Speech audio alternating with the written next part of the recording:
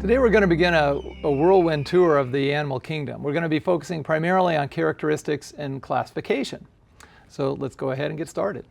So as we look at the animal kingdom, kingdom Metazoa, there are two subkingdoms. And one of the subkingdoms is the kingdom Parazoa. Para means next to or close to, so this is the most primitive of the animals. And the kingdom Eumetazoa, the so-called true animals. And if we look at the Parazoa, what distinguishes them is that they lack a true epithelium, and some would define them as really lacking tissues.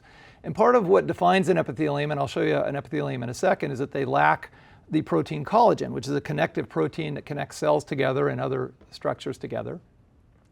And they also exhibit either radial symmetry or they may lack symmetry altogether. And so as we look at the Parazoa and compare it to the Eumetazoa then, again, these epithelial tissues are covering or lining tissues. So they tend to line the inside of our organs, in some cases the outside of the organs as well. And again, they will be embedded in a layer of collagen fibers, and basically that's what sticks these cells together. So collagen then adheres cells together and adheres cells to underlying tissues. So a tissue then would be a group of cells that have a common function, and they have to be adhered together in some way. And again, the protein collagen is what normally accomplishes that. So again, here we're looking at an epithelium again, and then underlying collagenous tissue. So the Eumetazoa possess this feature. The Parazoa do not have this feature. So if we look at the subkingdom Parazoa then, there's only one phylum here, and that is the phylum Porifera, common name sponges. And the sponges are filter feeders, and they can take on a number of different shapes, and again, typically the radial symmetry, or they may lack symmetry altogether. So we basically look at the sponges as being filter feeders. Again, they're non-motile. They basically take in water, pass it through a chamber known as a spongocoel, and then filter feed what happens to be in that water. And in terms of the types of cells that they have, there are a few types of cells. They have an outer layer of cells that's known as a pinacoderm, or it may be known as an epidermis. They have an inner layer of cells that are really characteristic of this phylum, and they're known as collar cells, choanocytes. And these choanocytes are flagellated cells, and they have a collar-like structure associated with them. And as they bring water into the sponge then, it's these cells that filter out the food particles and then phagocytize those and ingest those. And then there's a third group of cells known as amoebocytes, and the amoebocytes secrete a gelatinous matrix known as the mesohele, and they will also secrete basically a matrix, a skeleton-like matrix made of what are known as spicules, and sometimes a protein known as spongin. And so the spongin protein is actually very elastic, and that's what we use for our commercial sponges. So when we look at the flow of water then in a sponge, basically water goes from the outside of the organism through these openings known as ostia, or pores, into a central chamber known as a spongocoel, and then out through a larger opening known as an osculum, and then back to the outside again. So again, as we look at our sponge here then, so water goes from the outside through the ostia, or pores, into the spongocoel, out the osculum, and back to the outside.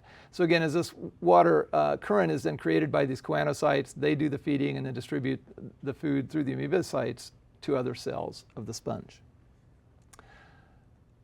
Okay, now, looking at the subkingdom Eumetazoa, characteristics here is that they have true tissues, meaning that they are held together by collagenous fibers, collagen, and Eumetazoa will exhibit either radial or bilateral symmetry. And as we look at the subkingdom Eumetazoa, there are two subgroups known as branches. And so one of these branches are the radiata, and so these would be the Eumetazoa that have radial symmetry, and the bilateria will be the Eumetazoans that exhibit bilateral symmetry. And of course, we discussed symmetry in our last module. So, looking at the radiata then, we consider this to be the more primitive or the first to evolve among the Eumetazoa, or excuse me, within the Eumetazoa. And so we're going to discuss first the phylum Cnidaria. And the Cnidarians include a group known as the polyps. It also includes jellyfish, box jellies, sea anemones, corals. So there are some animals here that we are familiar with. So in looking at the Cnidaria then, these animals are diploblastic, and you may recall that means that in their embryonic development they only form two embryonic tissues, endoderm and ectoderm. They don't have any mesoderm. They exhibit radial symmetry, And really the distinguishing feature of this phylum is that members of the Cnidaria have specialized stinging cells called cnidocytes. And a component of the cnidocytes is a structure known as a nematocyst, and so this is a specialized stinging organ. So again, as we look at an example of a cnidarian, then again, this would be the cnidocyte, and the cnidocyte has this trigger-like mechanism known as a cnidocyl, and when prey brushes up against that, it'll rip open the top, called an operculum, and then the nematocyst will evert out and inject a toxin then into the prey. And so again, if you've ever been stung by a jellyfish, for example, you know what that feels like. If you've ever touched a sea anemone, a lot of times they'll feel sticky, and again, you're being stung by the cnidocytes there. It's just that either the nematocyst can't penetrate your skin, or they're not producing a toxin that you happen to be susceptible to. And then the last characteristic of the group is that they exhibit generally two body forms, and many of them alternate body forms in their life cycles, although we won't be talking about life cycles very much. And so these body forms are the polyp and medusa form. So the polyp form is basically a cup-like form. And another feature of the phylum that I neglected to mention is that their digestive cavity is a closed cavity. There's only one opening. So again, these are generally cup-like. They have tentacles, which is where the cnidocytes would be. They capture prey, stuff it into this gastrovascular cavity, and then whatever they can't digest, basically, they have to spit out. So this would be the polyp body form. And then the medusa form is a free-swimming form, and of course, that would be something like we see with jellyfish. And again, here the mouth is posterior here, and again, it's a closed digestive tract known as a gastrovascular cavity. And then it's generally on the tentacles is where we would find the cnidocytes here. And again, in some life cycles, they actually alternate between the two body forms. So when we look at classes then of cnidarians, one class would be the hydrozoa. And the hydrozoa are generally polyps in their adult form. And it includes some freshwater examples known as the hydras. And one of the ways in which they reproduce is asexually reproduce. They will bud off a new hydra off the side. And so we can see a young hydra actually growing off of the parent hydra here. And so it will elongate, grow tentacles, eventually pinch off, and become a separate animal. Now, they also have a sexual life cycle, but we're just not going to have time to get into that. But I do want you to understand that many of these hydrozoans can asexually reproduce, at least the smaller ones. And then some of them exhibit are colonial hydrozoans, in which case they actually form these buds, but they never completely separate. And so they actually will share a digestive tract, the gastrovascular cavity. And in these types of hydras, they actually have specialized polyps. And so some of the polyps may be involved in reproduction. Some of the polyps, in this case, are designed for feeding. So they have feeding polyps and reproductive polyps. So these so-called colonial hydrozoans then form these buds and then never completely separate and then share a gastrovascular cavity. And this allows for, evolutionarily then, this allowed for specialization of polyps. Some polyps for one form, some polyps some polyps for one function, and some polyps for another function. Okay, another class here again would be the Scyphozoa, which are the so-called true jellies, and of course they are free-swimming members of this group. And I want to quickly show you a little video of a Scyphozoan swimming, or of a jellyfish that's swimming. And again, one of the things to notice here, because I'm going to contrast this with a relative in a few minutes, is that they do swim through a muscular action. So you can see that the bell undulates, and they do swim through a muscular action. And so anyway, I'll come back to that in a few minutes. Another class here would be the Cubozoa, which are the box jellies. And the box jellies are notorious for some very, very powerful toxins, dangerous toxins, and they're found primarily around Australia. And then the last class here would be the Anthozoa, which includes sea anemones, and also corals would be in this group. And so corals secrete a shell around themselves, and then that over generations generates a coral reef. But again, what they all have in common, radial symmetry and the cnidocytes. Now, another relative would be the phylum Ctenophora. And the ctenophores, again, are diploblastic, exhibit radial symmetry, but they lack cnidocytes. And the way that they swim is by means of what are called comb rows of concentrated cilia. And so here's an example of a ctenophore. And again, these are the comb rows that you see here. So when the ctenophores swim, they basically glide as they swim along through the action of these the cilia, as opposed to the muscular action of a jellyfish. So that's one of the easy ways to tell them apart. Also, again, the mouth actually would be kind of at the end in which they travel. So this animal would be traveling in this direction, so the mouth is here. And ctenophores, like the true jellies, are basically a type of predator, and they actually predate or feed on other comb jellies as well as jellyfish. And they're also really interesting. A lot of these are bioluminescent. So as these combs beat back and forth, a lot of times they will glow different colors. So they're really spectacular animals. Okay, so getting back then to the Eumetazoa then, again, that then would be the phyla that are within the branch Radiata. And so our next branch then would be the Bilateria, which are the animals that exhibit bilateral symmetry, at least in some part of their life cycle. And within the Bilateria, there are three infrakingdoms.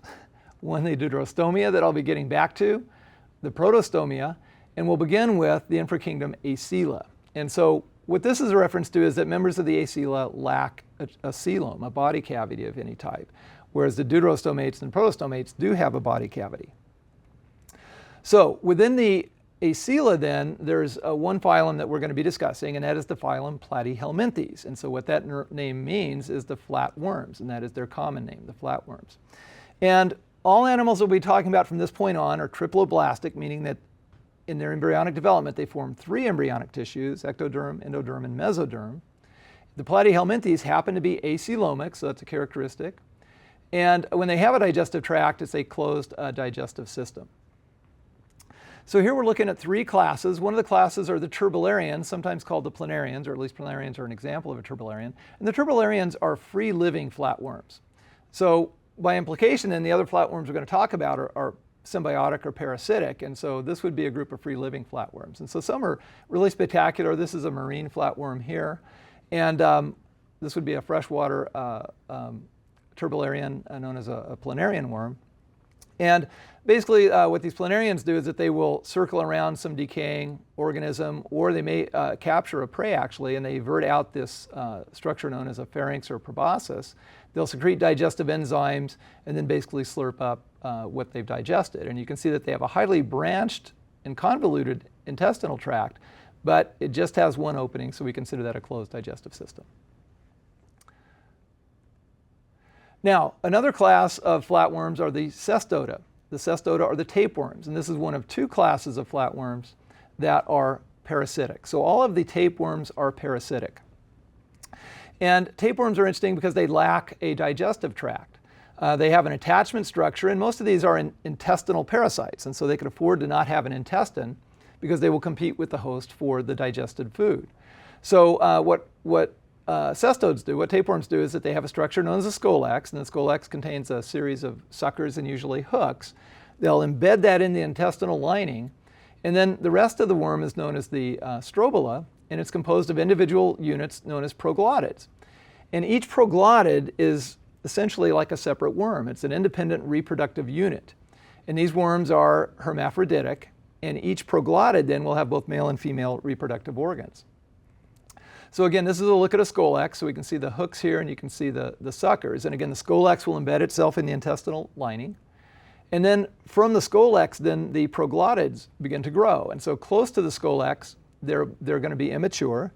And then as they continue to grow and elongate, as they move back from the scolex, they mature. And so this is where the sexual organs will develop. And so the individual dots that you see here are the testes, these are the ovaries here. And they actually then will actually copulate with other proglottids, ideally with proglottids from a different worm. And then they'll store the sperm from the other proglottid and use that to fertilize the eggs within. And then they'll store those eggs for a period of time. So this is what's known as a gravid proglottid. Gravid just means basically pregnant. And so all of these tiny specks you're seeing here are eggs. So each proglottid is producing thousands and thousands and thousands of eggs within the intestine of a host of some type. So the thing about tapeworms then is that if you want to get rid of the tapeworm, you have to get rid of the scolex, because what happens is the proglottids break off periodically, go out in the feces, and if you've ever had pets that quote unquote have worms, typically what you're seeing are tapeworm proglottids in the stool. And so anyway, if you want to get rid of the worm, you have to get rid of the scolex. And again, there are various medications to do that, but that's the key to getting rid of a tapeworm. And tapeworms can be extremely long. They can be as long as your intestinal tract, so 15 feet long easily. Then our last class are the trematodes. Their common name are flukes, and they are also parasitic flatworms. All members of the Trematoda are also parasitic. And so this is a assimilation of two pictures, so you can get a view of at least the front half of what a trematode looks like. So trematodes will have an oral sucker that they use for feeding on body fluids, and then usually a ventral sucker or a posterior sucker that they use for attachment. And so again, most of the flukes are intestinal parasites. This is actually the Chinese liver fluke, which also can move up into the bile duct and liver and even the gallbladder potentially. And again, all of these tiny specks that you're seeing here are eggs, so you can see that they are just incredibly prolific in terms of the number of eggs that they can produce. But basically what trematodes do then, for the most part, are feed on body fluids and they do have an intestinal tract. And then, again, as I mentioned, most are hermaphroditic. This is known as the blood fluke. It's kind of interesting in that they're actually separate sexes. So this is the male fluke and this is the female fluke. And the male fluke will actually capture the female, and then when she lays her eggs, he can fertilize her eggs. And so this is one that lives in the blood vessels around the intestine and liver of humans. And so, again, we like to think of ourselves as being special and pristine and so on, but there are really hundreds of millions of people, as I speak, that are infested with various parasitic worms right now. So, we are not immune. Okay, now looking at our next infrakingdom, the Protostomia. Characteristics of the Protostomia include that in their embryonic development, if you think back to the gastrula stage, there's an opening that forms called the blastopore. And if the blastopore develops into the mouth, then that's one of the things that defines the Protostomia, and that's actually what the name means. Proto means first, stomia means or early, and stomia is a reference to the mouth. So the mouth forms from the first opening, so the blastopore forms the mouth. And so again, in embryonic development, you may recall in gastrula stage, this primitive gut begins to form. That first opening will eventually be the mouth of an open digestive tract. And again, eventually this digestive tract will form a tube. The blastopore forms the mouth. That's a protostomate. So again, they will have an open digestive tract. They're triploblastic. And members of the Protostomia will either be pseudocoelomic or eucoelomic. So one of the phyla here are the nematodes. Nematodes' common name are roundworms, and they are pseudocoelomic. And roundworms are one of the most common animals on the planet. They're found from pole to pole. They're found in soil. They're found in marine ecosystems, aquatic ecosystems. They are free-living. They are parasites of plants. They are parasites of animals. So again, they're one of the most abundant and diverse groups of animals. And in looking at how these worms move, I just want to quickly show you another video showing you movement of a nematode worm, so you get some sense of how they move. And again, a very diverse group, can be found in almost any ecosystem and have a variety of functions in nature. So again, kind of snake-like in a way, although in many cases they undulate back and forth.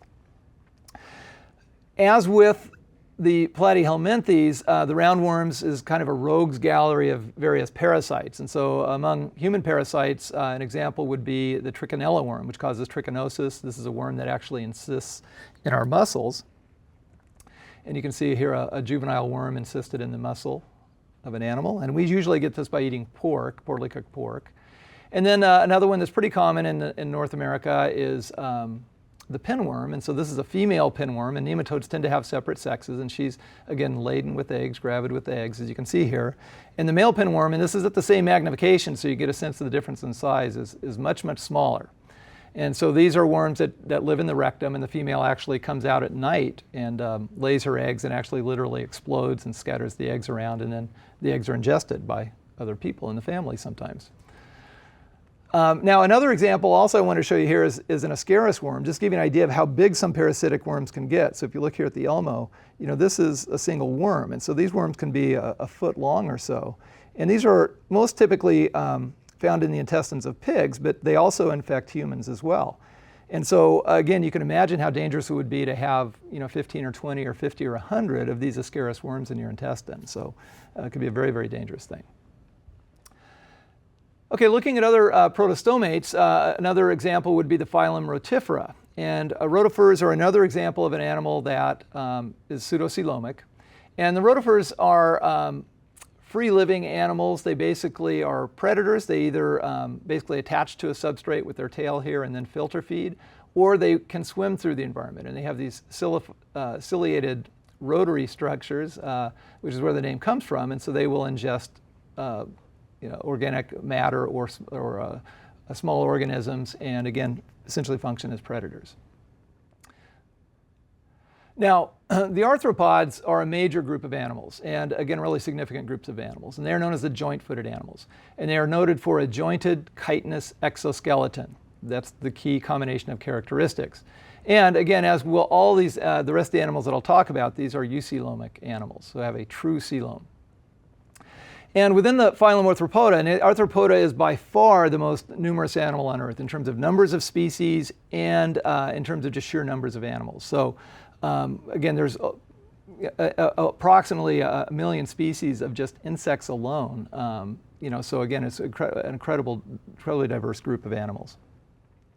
So looking at the arthropods then, one of the subphyla, there are 4 subphyla we're going to look at. One subphylum are the trilobites, and the trilobites are all extinct, but these were the first arthropods to really dominate in marine ecosystems, and they eventually go extinct, but really are considered the kind of the ancestor of arthropods. And again, tremendously diverse and successful at one time. Among living arthropods, one subphylum are the Chelicerata. And the chelicerates have a number of different appendages, and the first 2 pair of appendages are normally adapted for something other than walking. So the first pair of appendages posterior to the mouth are known as chelicerae. The second pair are called pedipalps. These animals generally have 2 body sections, one section known as the cephalothorax, which is a combination of the head and the chest, and then the abdomen. They generally lack antennae and usually have 4 pairs of walking legs. So examples here of chelicerates would be horseshoe crabs, a group known as the Merostomata. And horseshoe crabs are not true crabs. We find these on the east coast of the United States. Again, you can see the cephalothorax here, the abdomen here. They have a tail piece called a telson.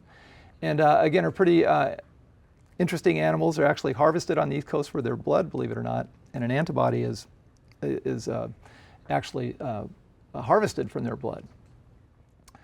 And then another major group of the chelicerates would be the arachnids. And so arachnids include a lot of animals you may be familiar with, scorpions and some of their relatives, ticks and mites, and then also spiders.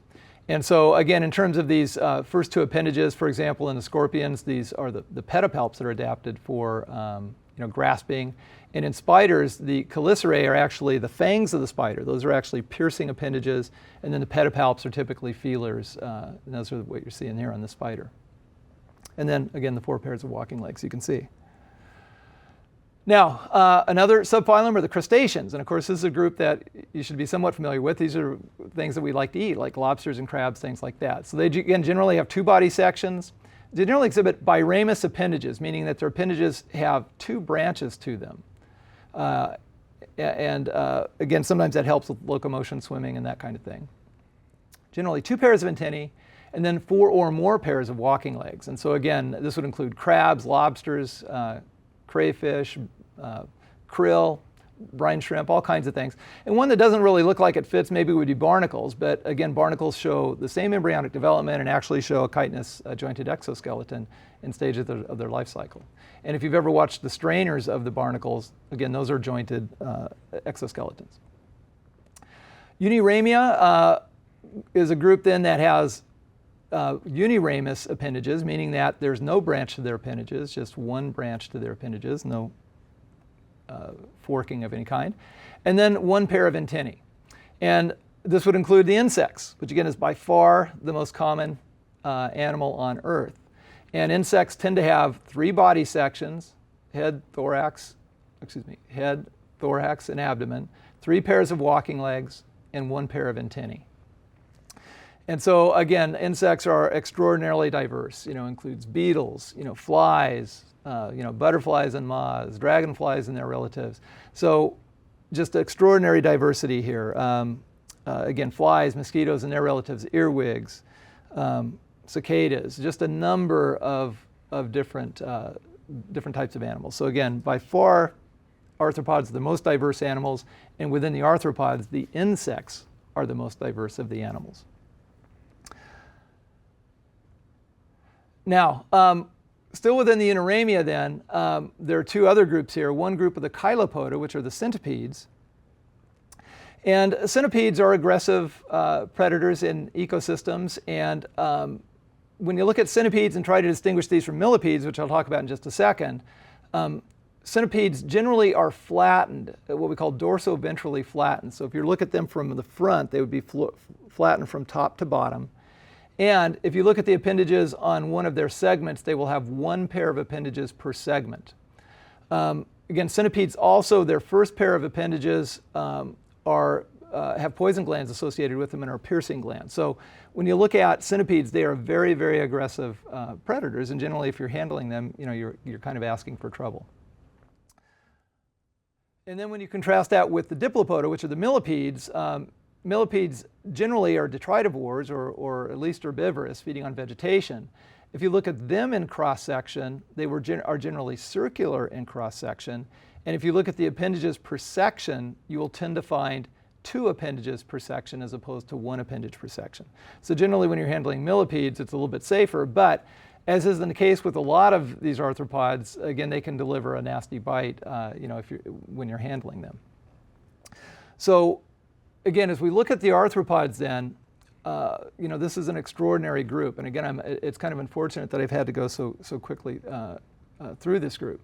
But when we consider the arthropods, again, the diversity in this group is pretty extraordinary. Again, insects, there's probably something like 800,000 species which have actually been identified so far. It's estimated there might be 3 to 4 million species when you consider the tropics, because when people go down to the tropical areas and do studies down there, they find new species all the time. I've read estimates, and I don't know how credible this is, that 1 of every 7 animals on Earth is a beetle, something like that. And again, even if it's off a little bit, that's still pretty extraordinary. So again, when we define success of animals, I know we like to think of ourselves as being the end all, the greatest animal in the world, but in terms of sheer numbers, in terms of diversity, you have to hand it to the arthropods, and in particular, you've got to hand it to the insects. So we're going to continue our discussion of protostomates, and then we'll move into the deuterostomates in our future module. So until the next time.